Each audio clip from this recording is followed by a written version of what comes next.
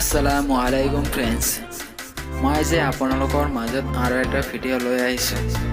সেইখন হ'ল যিকোনো প্ৰেমিক প্ৰেমিকাৰ মুখৰ ফালে চাই কেনেকৈ আপোনাৰ প্ৰেমত পাগল কৰিব, তাৰ বাবে এই ভিডিঅ' বনাইছোঁ। আপোনালোকে এই ভিডিঅ'টো সম্পূৰ্ণকৈ চাই থাকিব।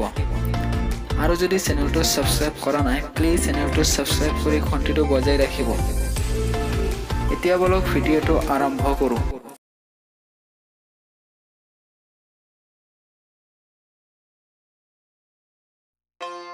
আপোনাৰ প্ৰেমিক প্ৰেমিকাৰ মুখৰ ফালে চাই যদি এই দোৱা পৰে, তেতিয়াহ'লে সেই প্ৰেমিক বা প্ৰেমিকা আপোনাৰ প্ৰেমৰ মূল্য দিব আৰু সেইজনে আপোনাৰ পৰা দূৰত নাযায়। ফ্ৰেণ্ডছ, এই দোৱাটো পবিত্ৰ কোৰআনৰ সূৰা ত্বাহাৰ মাজত আছে। ফ্ৰেণ্ডছ, আপুনি যদি আল্লাহৰ ওপৰত বিশ্বাস আস্থা ৰাখি পঢ়িব পাৰে, তেতিয়াহ'লে তাইৰ মনৰ বা আপোনাৰ পচন্দৰ মানুহৰ ভালপোৱা অৰ্জন কৰিব পাৰিব। আপুনি যেনেকৈ চলাব তেনেকৈ চলিব, কেতিয়াও আপোনাৰ পৰা দূৰত নাথাকে। এক কথাত আপোনাৰ কথামতে চলিব। এই দোৱাটো সম্পূৰ্ণ কাৰ্যকৰী আৰু শক্তিশালী দোৱা। এই দোৱাটো আপুনি ভালকৈ শিকি আপোনাৰ প্ৰিয় মানুহৰ মুখৰ ফালে চাই পঢ়িব। ফ্ৰেণ্ডছ, ভালপোৱা অৰ্জন কৰিবৰ বাবে আমি বহুত দোৱা পঢ়োঁ, তাৰ পিছতো বহুত টকা পইচা খৰচ কৰিও কোনো ছোৱালী বা প্ৰেমিক প্ৰেমিকাৰ অন্তৰখন নাপাওঁ। যিসকলে এই সমস্যাত আছে, তেওঁলোকে এই দোৱাটো পঢ়িব। আল্লাহৰ ৰহমতে আপোনাৰ মনৰ আশা পূৰণ হ'ব। ফ্ৰেণ্ডছ, পবিত্ৰ কোৰআনখনক আল্লাহ তাআলাই নামাজ, ৰোজা, হজ, জাকাতৰ বাবে নাজিল কৰা নাই, বা পবিত্ৰ কোৰআনখনক পঢ়াৰ বাবে নাজিল কৰা নাই। বৰঞ্চ আল্লাহ তাআলাই এই কোৰআনখনক সকলো বস্তুৰ বাবে নাজিল কৰিছে। আপুনি যদি অসুস্থ থাকে, তেতিয়া এই কোৰআনখনে আপোনাক সুস্থ কৰি দিব পাৰে। আপুনি যদি অভাৱত আছে, এই কোৰআনৰ দোৱা পঢ়িলে আপুনি ধনী ব্যক্তি হ'ব পাৰিব।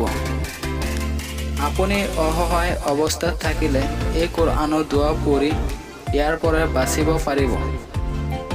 এই কোৰআনখনে শান্তি দিব পাৰে। আপোনাৰ পৰিয়ালত ঝগড়া বিচ্ছেদ থাকিলে এই কোৰআনৰ দোৱা পঢ়িলে শান্তি দিব পাৰে। এক কথাত আপুনি যিকোনো সমস্যাৰ পৰা পৰিত্ৰাণ পাবৰ বাবে এই কোৰআনৰ দোৱা পঢ়িলে সকলো সমস্যা দূৰ হৈ যায়। এই কোৰআনখনে আপোনাক সুখ শান্তি দিব পাৰে, ইত্যাদি ইত্যাদি।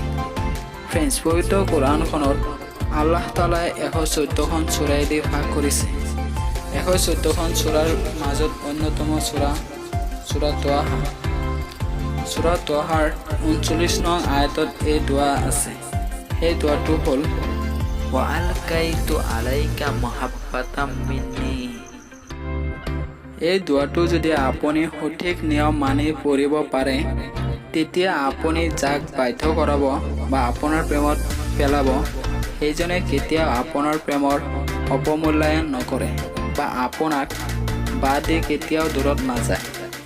ফ্ৰেণ্ডছ, দোৱাটো যিটো নিয়মত বা পদ্ধতিত পঢ়িলে আপুনি ইয়াৰ পৰা উপকাৰ পাব, ইয়াৰ নিয়ম হ'ল: প্ৰথমে আপুনি পাক পবিত্ৰ অৱস্থাত থাকিব।